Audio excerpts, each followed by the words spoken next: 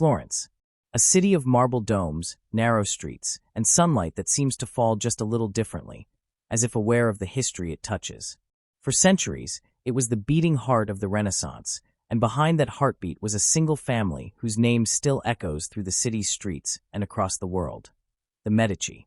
Their story begins with merchants and bankers, men who knew how to turn numbers into power and power into influence. From there, it unfolds into a saga of dukes, queens, and popes. They nurtured Michelangelo, gave commissions to Botticelli, opened doors for Galileo, and in doing so, shaped the very idea of modern Europe. But their tale is not one of triumph alone. Just as their palaces rose, cracks began to show. Behind the gleaming walls were rivalries, tragedies, illnesses, and misfortunes that slowly unraveled their dynasty. Their banking empire collapsed. Their heirs died young or remained childless. Larger powers like the Habsburgs and the Bourbons closed in, leaving Florence a jewel caught between empires. By the 18th century, the Medici name teetered on the edge of extinction. And when at last the line ended, it seemed as if the grandeur of centuries had simply faded into silence. Yet the story does not end there. In their final moments, through a single act of foresight, the Medici secured not a kingdom but something far greater: immortality. Their treasures, their art, their legacy, preserved not for their heirs but for the world. What happens when the most powerful family of an age disappears, and yet somehow never dies? Welcome to our channel Words of Time, and in this video, we will uncover the grandeur, the decline, and the lasting echoes of the Medici, the dynasty that lit the Renaissance and left the world forever changed. The story of the Medici is one of brilliance, wealth, beauty, and influence, but also of slow decline and eventual disappearance. When we picture the Medici at their height, we imagine the glittering courts of Florence, masterpieces commissioned by their hands, political maneuvering that shaped entire regions, and a financial empire that placed them among the most powerful families in Europe. Yet when we shift that picture forward in time, we see their once lively palaces quiet, their influence shrinking, their line dwindling. The grandeur they had built over centuries eventually gave way to silence. How could a family that seemed untouchable, that had shaped the Renaissance itself, fade away so completely? To understand the gravity of their decline, one must first recall what the Medici once were. The family rose from merchants and bankers in Florence during the late Middle Ages, building their fortune on commerce and finance. At their peak, they were not simply rich, but vital to the economic and cultural life of Europe. Their banking network extended across the continent, lending to kings and popes, funding ventures, and weaving them into the very fabric of politics. Florence, under their shadow, transformed into a center of Renaissance art and humanist thought. It was under their patronage that Michelangelo carved, that Leonardo dreamed, that Botticelli painted. They did not just collect art. They nurtured the movement that would reshape how the Western world thought about beauty, science, and humanity. The family was not only cultural patrons, but also political giants. They mastered the balance of power in Florence, often behind the curtain rather than on a throne. Cosimo de' Medici, remembered as Cosimo the Elder, built the foundation of their influence not through loud displays of power, but through careful networks of loyalty, control of institutions, and patronage. His grandson, Lorenzo the Magnificent, is perhaps the emblem of their zenith. Lorenzo not only supported artists, but was himself a poet and thinker, embodying the spirit of the Renaissance. Florence under Lorenzo was not only powerful, but also a beacon of intellectual and artistic light. Their reach extended beyond Florence into the highest echelons of Europe. For popes emerged from the Medici family: Leo X, Clement VII, Pius IV, and Leo XI. Two queens of France, Catherine de' Medici and Marie de' Medici, carried their name into the courts of Paris, influencing politics and dynastic struggles there. In the 16th century, the Medici established themselves as Grand Dukes of Tuscany, consolidating their rule into a hereditary monarchy recognized across Europe. What had begun as a merchant family had become a dynasty that sat beside kings and popes. With such achievements, their eventual decline becomes more striking. How could a family that reached such heights of political, cultural, and financial dominance not continue to endure? Part of the answer lies in the very foundations of their rise. Their banking empire, which had fueled their ascent, began to crack under the weight of mismanagement and the risks of international finance. By the late 15th century, branches of the Medici Bank collapsed, and the family lost much of the financial edge that had once secured their power. Though their political and cultural influence remained, the loss of banking supremacy weakened the base on which so much had been built. In politics, the family's fortunes became tied to shifting European powers. Florence, once independent, became caught between larger states, French invasions, and the growing dominance of Spain and the Holy Roman Empire. The Medici navigated these waters with mixed success. Their ability to adapt kept them afloat, but it also tied their destiny to forces outside their control.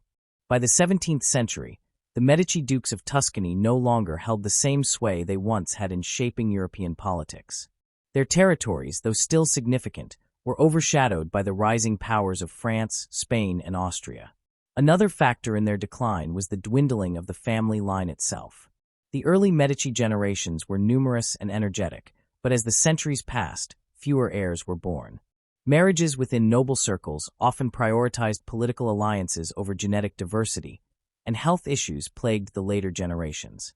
By the 17th century, the Grand Ducal line produced fewer children, and those that survived often did not live long or were unable to continue the dynasty with strength. The family, once vibrant with personalities like Lorenzo the Magnificent, saw a succession of rulers who lacked comparable energy or brilliance. The cultural energy of Florence also shifted. While the Renaissance had been ignited under Medici patronage, by the 17th and 18th centuries, new centers of culture and science arose elsewhere in Europe.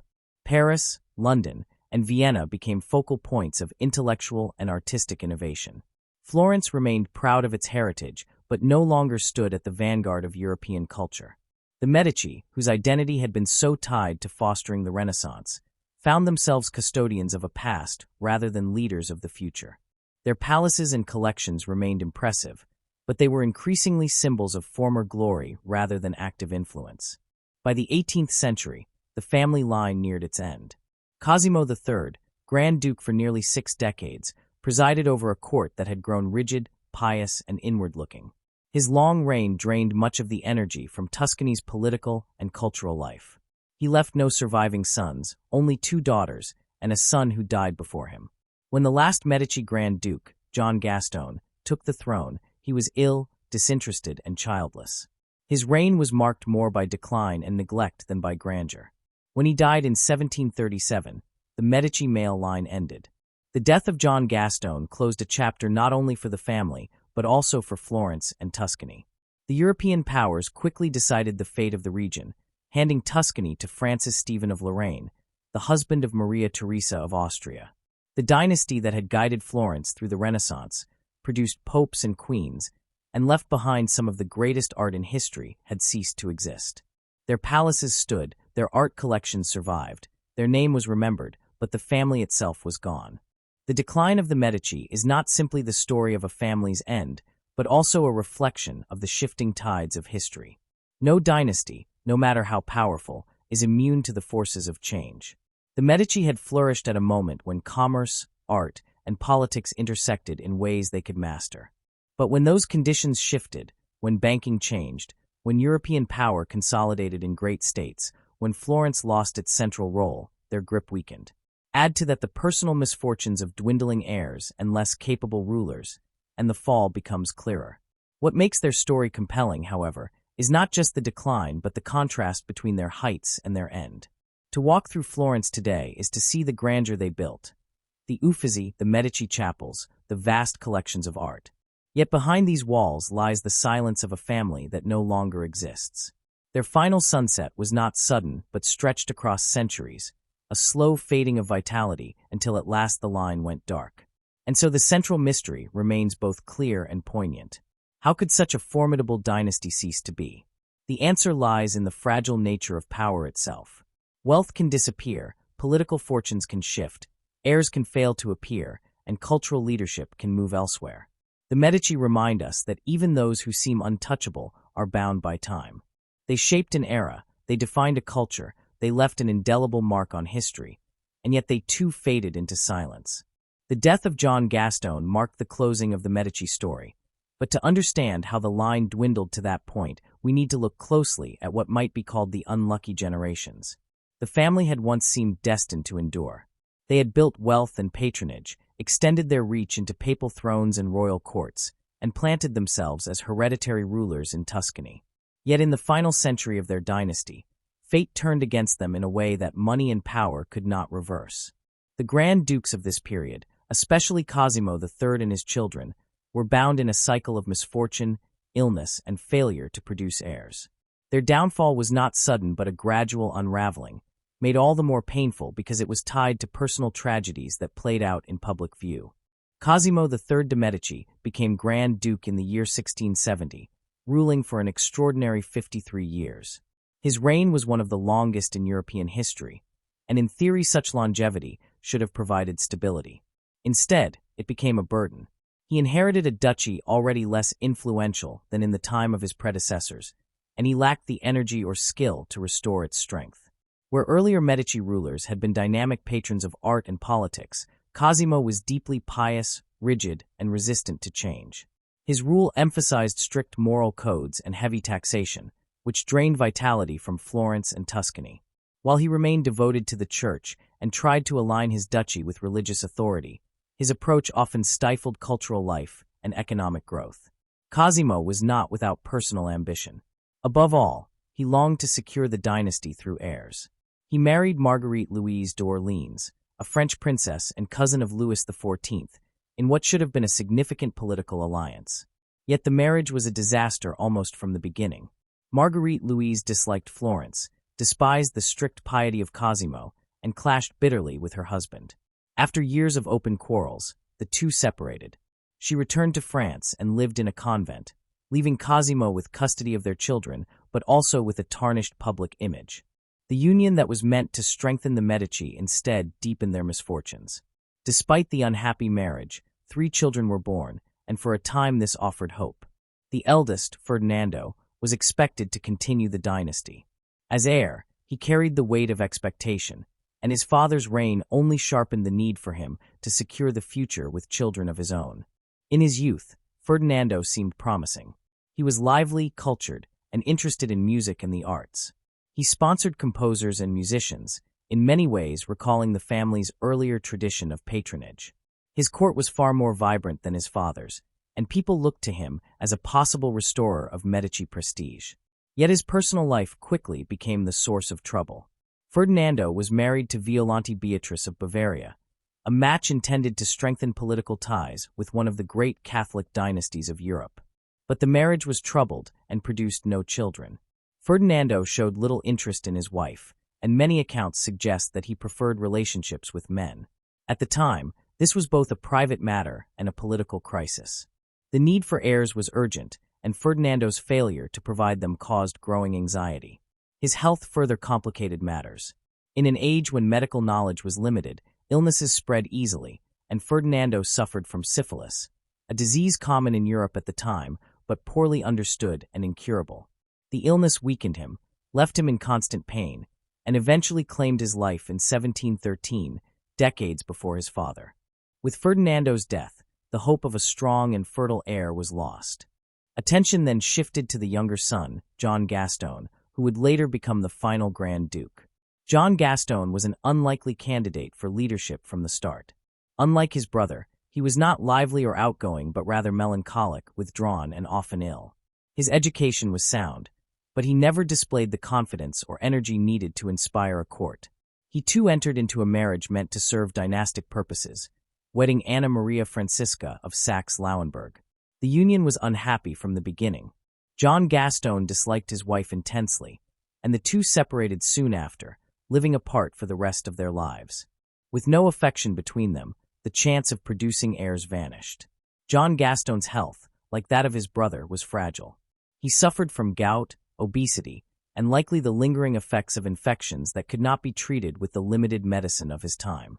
Doctors attempted treatments such as bloodletting, herbal remedies, and dietary restrictions, but these often did more harm than good. Medical understanding in the 17th and 18th centuries was still shaped by humoral theory, which emphasized balancing the body's fluids rather than addressing causes of disease. For someone like John Gaston, such treatments only worsened his misery. He sank into a reclusive existence, rarely appearing in public, leaving government largely to ministers and advisors. The personal decline of the heirs was mirrored by the broader decline of the duchy. Cosimo's long rule had already drained Tuscany of energy, and when Ferdinando died and John Gaston withdrew, the state was left with little direction. The Medici were no longer active patrons of the arts, as they had been in the Renaissance. While they still possessed immense collections and beautiful palaces, the energy of creation and innovation had shifted elsewhere in Europe. Florence had become a museum of past glory rather than a living center of cultural power.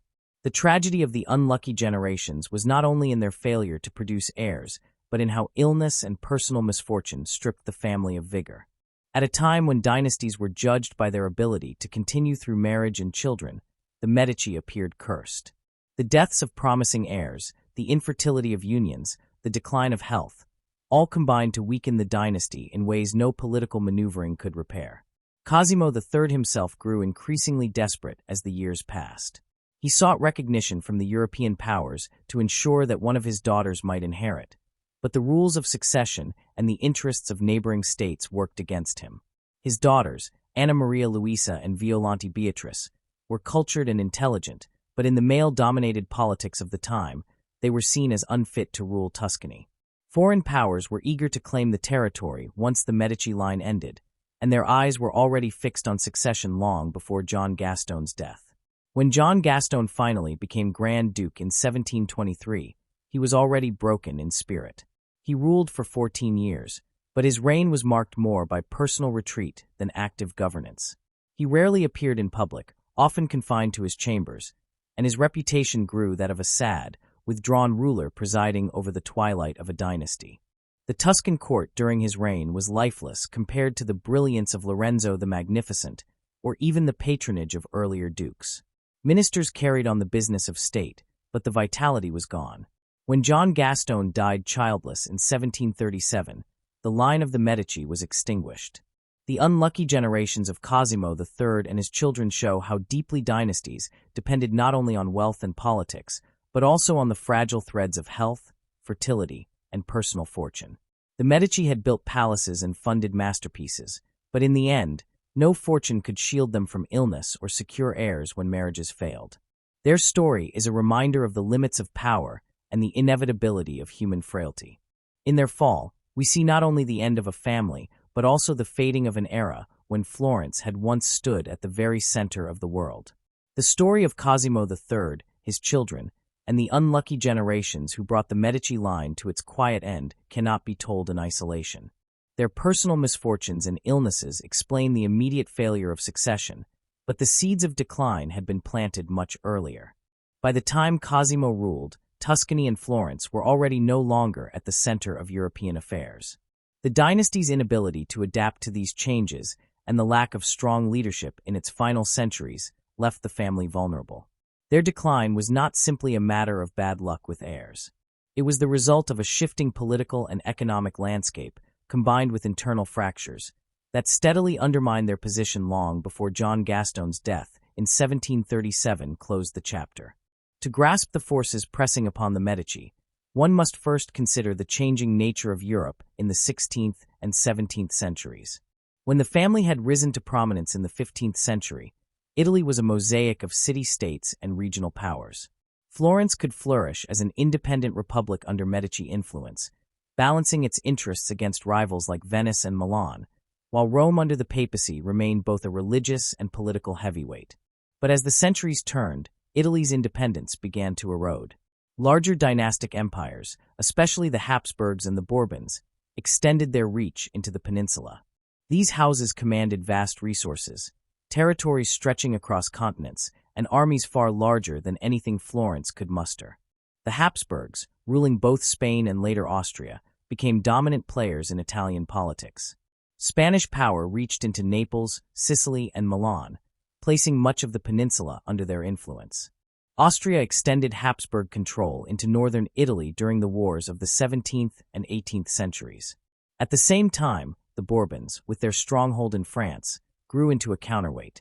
The Bourbon kings of France expanded their power not only within France, but also through alliances and wars that reshaped Europe. Italy, once a vibrant patchwork of independent polities, became a battleground where these larger powers contested dominance. For the Medici, who once thrived in a world of city-state politics where skill, wealth, and patronage could maintain independence. This new reality was suffocating. Florence and Tuscany were too small to stand alone in a Europe increasingly defined by massive centralized states. The Medici had married into French nobility and even produced queens of France in earlier centuries, but those connections could not compete with the geopolitical weight of the great dynasties.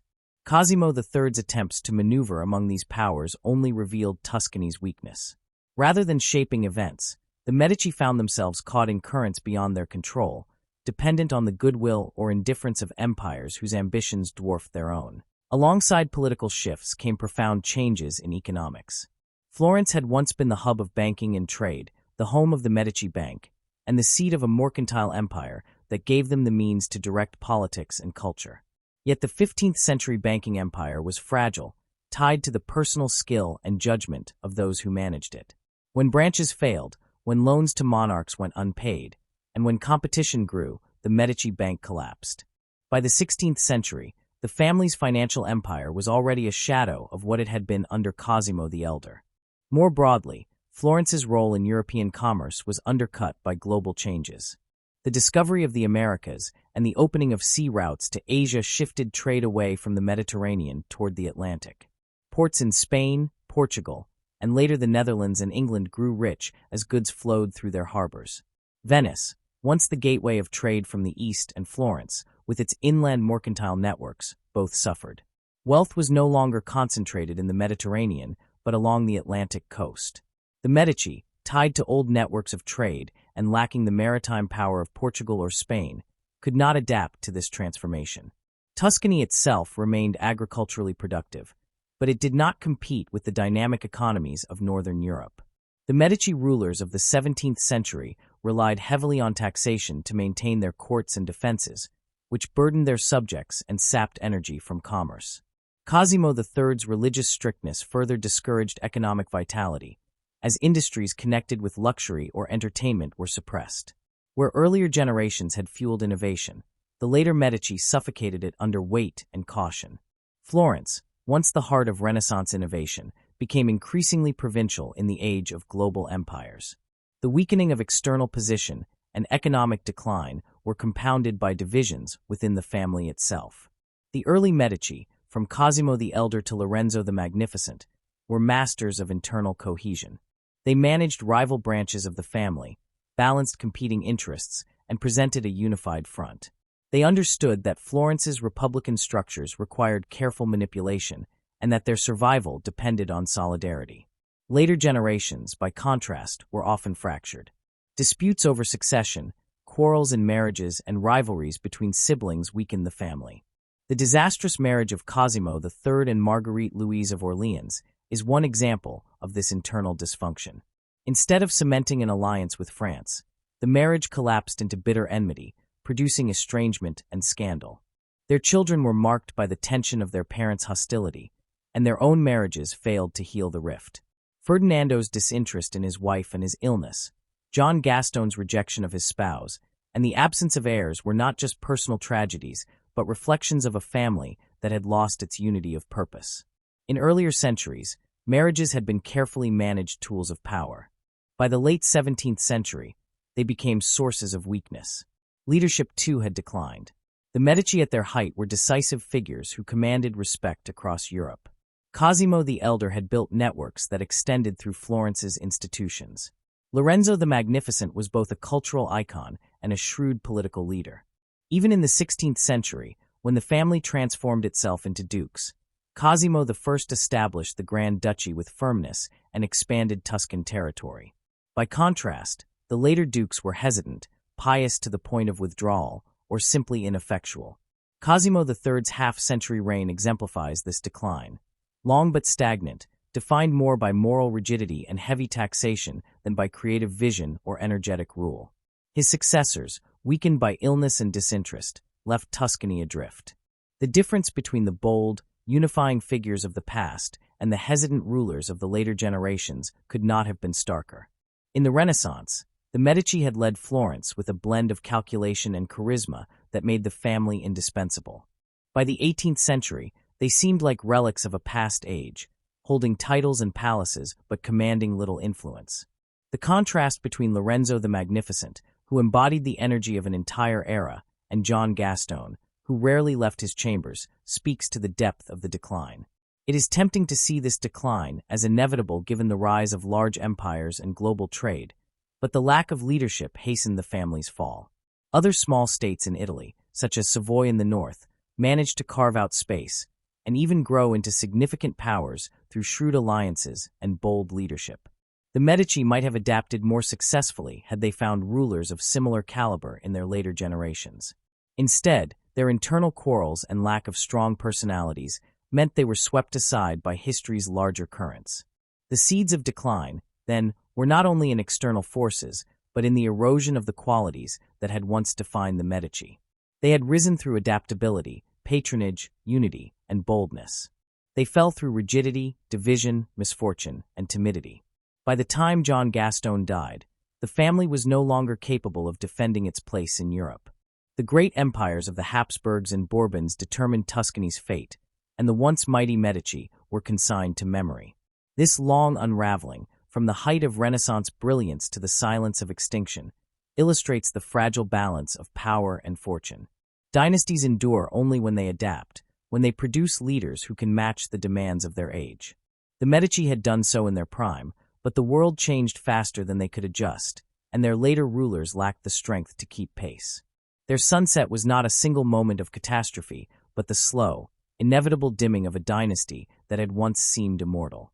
After John Gaston died in the summer of 1737 and the Grand Ducal line of the Medici ended with him, Tuscany passed into the hands of the House of Lorraine. The decision had already been sealed by the great European powers, who preferred to hand the duchy to Francis Stephen of Lorraine rather than risk instability in Italy. But the death of the last Grand Duke did not immediately extinguish the Medici presence in Florence. One last figure remained, one who would prove more significant to the memory of the dynasty than any of her immediate male relatives. Anna Maria Luisa de' Medici, the Electress Palatine, stepped forward not as a ruler, not as a mother continuing the line, but as a guardian of her family's legacy. Her life, her choices, and above all her final act, the famous family pact, ensured that while the Medici bloodline ended, their cultural and artistic legacy would endure in Florence for centuries to come. Anna Maria Luisa was born in 1667, the only daughter of Cosimo III and Marguerite Louise d'Orleans. From childhood, she was marked by her parents' unhappy marriage. Her mother left Florence and returned to France when Anna Maria was still a girl, and her father raised her with strict piety, instilling in her the religious devotion that shaped his reign. Yet unlike her father, whose rigid piety suffocated Tuscany, Anna Maria combined religious seriousness with a sense of cultural duty. She grew up surrounded by the wealth of the Medici collections, the paintings, statues, manuscripts, jewels, and treasures that her family had gathered over generations. For her, these were not only possessions but symbols of Florence's identity, tangible proof of what her ancestors had achieved. As a young woman, Anna Maria's destiny, like that of most princesses of her age, was shaped by marriage. In 1691, she wed Johann Wilhelm, Elector Palatine of the Rhine, in Dusseldorf. The marriage connected the Medici to the Rhineland, strengthening ties with the Holy Roman Empire. Anna Maria spent much of her adult life in Germany, where she and her husband presided over a cultured court. The Elector was a great patron of the arts and music, commissioning works by Italian composers and collecting art in a manner that echoed the Medici tradition. Anna Maria flourished in this environment, embracing her role as a patroness and fostering ties between Italian and German cultural life. But the marriage, like so many in the unlucky generations of the Medici, failed to produce children. Johann Wilhelm was plagued by ill health, particularly syphilis, which left him weak and infertile. Anna Maria remained loyal to him throughout his sickness, caring for him during his final years until his death in 1716. She returned to Florence a widow, childless, and in many ways the last active Medici. Her brothers, Ferdinando and John Gaston, were either dead or dying without heirs, and the fate of the family rested not in producing more descendants, but in preserving what remained of its glory. Back in Florence, Anna Maria faced a city that had grown weary. The long, austere reign of her father had drained much of the cultural life from Tuscany, and her brother John Gaston, withdrawn and sickly, offered little leadership. Yet Anna Maria did not retreat into private life. She assumed the role of custodian of her family's treasures and protector of Florence's artistic heritage. She recognized that the artworks, manuscripts, and collections in the Medici palaces were more than personal possessions. They were part of the city's soul, a legacy built by centuries of patronage stretching back to Cosimo the Elder and Lorenzo the Magnificent. Without heirs to carry on the family name, Anna Maria took upon herself the task of ensuring that the Medici would be remembered not as a vanished dynasty, but as the eternal patrons of Florence. Her most enduring achievement came in the form of the family pact, or in Italian, the Patto di Famiglia. Drafted in the last years of her life, this agreement was one of the most selfless and strategic acts of her age. The principle was simple yet revolutionary. All the Medici art collections, libraries, treasures, and cultural assets would remain in Florence, never to be sold or removed from the city. At a time when dynastic change often led to the dispersal of collections across Europe, Anna Maria's decision preserved the integrity of the Medici legacy. The importance of this cannot be overstated. By the 18th century, the art market was thriving, and princely collections were often broken up and sold when dynasties ended. Masterpieces could vanish into private hands or be shipped to foreign capitals. Anna Maria foresaw that with the end of the Medici line, the new rulers of Tuscany or foreign powers might attempt to claim the treasures that filled the Uffizi, the Pitti Palace, and the Medici villas. She placed them under protection, binding the city to its heritage. She sacrificed the possibility of turning these collections into bargaining chips or securing her own wealth, instead ensuring that Florence would remain the guardian of Renaissance art. The poignancy of her decision lies in the recognition of loss. Anna Maria knew that her family's line was ending. She could not produce heirs, her brothers had failed to produce heirs, and no branch of the Medici remained to revive the dynasty. Instead of fighting against this reality or seeking personal advantage, she accepted it and transformed it into an act of cultural immortality. By tying the Medici treasures to Florence, she made the city itself the heir of her family. In doing so, she elevated the legacy from one of bloodline to one of collective memory. The Medici name would no longer be spoken in reference to rulers or princes, but would forever be tied to art, culture, and the spirit of Florence. Anna Maria lived her final years in relative quiet, yet she never lost her sense of duty. She maintained correspondence with European courts, upheld her role as Electress Palatine even in widowhood, and continued to oversee the protection of the collections. Her health declined in the 1730s, and she died in February of 1743. With her passing, the Medici family truly came to an end. There were no more princes, no more dukes, no more queens or popes to carry the name into future generations. Yet because of her, the legacy did not dissolve into obscurity. The family pact she created became the foundation for Florence's cultural identity in the modern age. Today, when visitors walk through the Uffizi Gallery, gaze at Botticelli's Birth of Venus, marvel at Michelangelo's David, or wander the halls of the Pitti Palace, they are experiencing not only the genius of Renaissance artists, but the foresight of Anna Maria. Without her intervention, many of these works might have been scattered across Europe, lost to private collections or national galleries far from the Arno. Florence might have become a city of memories rather than a living museum. Instead, thanks to her, the city retains its place as the showcase of Renaissance brilliance. There is a quiet irony in her story. For centuries, the Medici had sought to secure their power through politics, banking, military alliances, and marriages. Yet in the end, their greatest and most enduring achievement came not from battles won or dynasties forged, but from the decision of one woman to preserve their cultural heritage. Anna Maria, often overlooked compared to her more flamboyant ancestors, stands as the true torchbearer of the family. She accepted that she would be the last flame, not passing on life but guarding memory. In her hands, the Medici ceased to be a dynasty of rulers and became a dynasty of legacy. Her choice also speaks to a broader truth about history. Dynasties rise and fall, empires expand and contract, but culture endures. By preserving the Medici collections, Anna Maria shifted the focus from temporal power to timeless beauty. The Medici may have vanished as a political force, but their name is immortal in the canvases of artists they supported, the buildings they raised, and the treasures they gathered. The very identity of Florence is inseparable from theirs, and that is due in no small part to her final act. The poignancy of Anna Maria's sacrifice is heightened when we consider what might have been. Had Ferdinando lived longer and produced heirs, Had John Gaston been healthier and fathered children, the Medici line might have continued into the modern age. Tuscany might have remained in their hands, shaped by their policies and ambitions.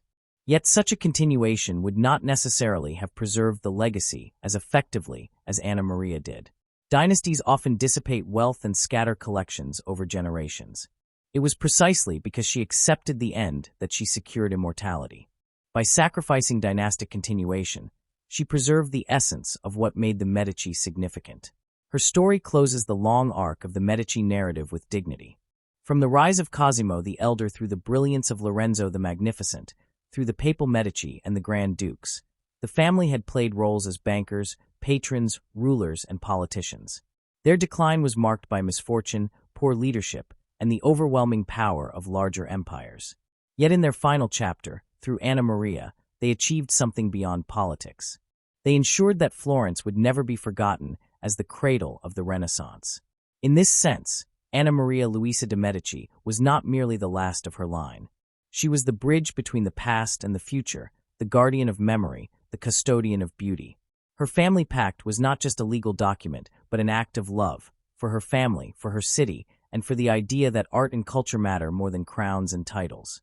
In her hands, the grandeur of the Medici did not vanish with the sunset, but was transformed into a light that continues to shine centuries after her death. When Anna Maria Luisa de' Medici passed away in 1743, only 6 years after the death of her brother John Gaston, the line that had once dominated Florence and Tuscany was gone. The Medici name, which had been spoken with awe, fear, admiration, and envy across Europe for centuries, no longer belonged to living rulers. The crown had already passed to the House of Lorraine after John Gaston's death in 1737, a decision made not by the Florentines themselves, but by the great European powers. In the years leading up to his death, the question of succession had become a matter of continental politics. Tuscany was too valuable a territory to be left to chance. It lay in a strategic position in central Italy, and both the Habsburgs and Bourbons viewed it as a prize to be claimed. The War of the Polish Succession and the balance of power diplomacy that followed had already mapped out the future. Francis Stephen of Lorraine, who had married Maria Theresa of Austria, would inherit Tuscany. Thus, when John Gaston died, the transition was immediate, and the Florentines had little choice but to accept a ruler who had no connection to their city's storied past. The arrival of the Lorrainers marked the end of an era. It was not only the loss of a dynasty, but the severing of a long line of continuity that stretched back to Cosimo the Elder in the 15th century. For nearly 300 years, the Medici had guided Florence in one form or another. They had begun as bankers and behind-the-scenes power brokers, maneuvering through republican politics with subtlety and patronage. They had become dukes and then grand dukes, transforming their influence into hereditary sovereignty. They had placed sons on the papal throne and daughters on the thrones of France. Their name had been synonymous with Florence itself. Now, that name passed into history, and a foreign dynasty, one with roots in Lorraine and ties to Austria, held sway over Tuscany. For Florentines, the change must have been disorienting. The Medici had not always been loved. Indeed, at times they had been deeply resented. But they were familiar, a family whose fortunes rose and fell alongside those of the city. Their patronage of the arts had given Florence its cultural identity, and even in decline, their palaces and chapels reminded citizens of past greatness. The Lorrainers, by contrast, were outsiders. Though Francis Stephen and his successors would govern Tuscany for decades, their connection to the city never carried the same intimacy. They were rulers imposed by international politics, not by the organic evolution of Florence's own institutions. The bond between dynasty and city was broken. And yet, even as the political reality shifted, the Medici legacy continued to cast a shadow far larger than the Lorraine court could ever achieve. Thanks to Anna Maria Luisa's family pact, Florence retained the immense collections of art, books, and treasures that her ancestors had assembled. The Uffizi, the Pitti Palace, the Medici villas, and the chapels stood as monuments not to the new rulers, but to the vanished dynasty. The very stones of Florence, from Brunelleschi's dome to Michelangelo's David, carried the imprint of Medici patronage. The Lorrainers might govern, but the identity of Florence remained unmistakably Medicean. In the decades and centuries that followed, the importance of this inheritance only grew. The 18th and 19th centuries witnessed the rise of modern tourism, as intellectuals, artists, and travelers embarked on the grand tour to see the wonders of Italy. Florence, with its preserved treasures, became a centerpiece of this cultural pilgrimage. Visitors marveled at the Medici collections, the Renaissance architecture, and the enduring vibrancy of the city's artistic life. They wrote about the glory of the Medici, not the policies of the Lorrainers. The family may have died out, but their cultural presence became immortal, drawing admirers from across the world. Beyond Florence, the Medici legacy spread into the broader narrative of Western culture. The artists they had supported, Michelangelo, Leonardo da Vinci, Botticelli, Galileo, were no longer merely Florentine figures but global icons. Their works and discoveries, made possible in part through Medici patronage, became the shared inheritance of humanity. The idea of the Renaissance itself, with its rebirth of classical ideals and its celebration of human creativity, cannot be separated from the Medici name. They were not the only patrons, but they were among the most influential, and their choices helped shape the intellectual trajectory of Europe. The echoes of their empire also lingered in politics. The Medici had pioneered a model of soft power, one that relied less on military conquest than on financial influence, strategic marriages, and cultural patronage. This approach inspired other dynasties and remains relevant today in how power is wielded through finance and culture as much as through armies. Their ability to turn art into a tool of legitimacy, to make beauty itself a form of authority, remains one of their most remarkable achievements. At the same time, their decline served as a cautionary tale. The failure to adapt to economic shifts, the inability to produce heirs, and the reliance on past glories rather than new energy demonstrated the fragility of dynasties. In this, the Medici story reflects the impermanence that underlies all human endeavors. No matter how mighty families, empires, and institutions rise and fall, the grandeur of Lorenzo the Magnificent's Florence gave way to the quiet melancholy of John Gaston's court. The brilliance of the Medici Bank collapsed into bankruptcy. The proud lineage of dukes and popes ended in a widow without children.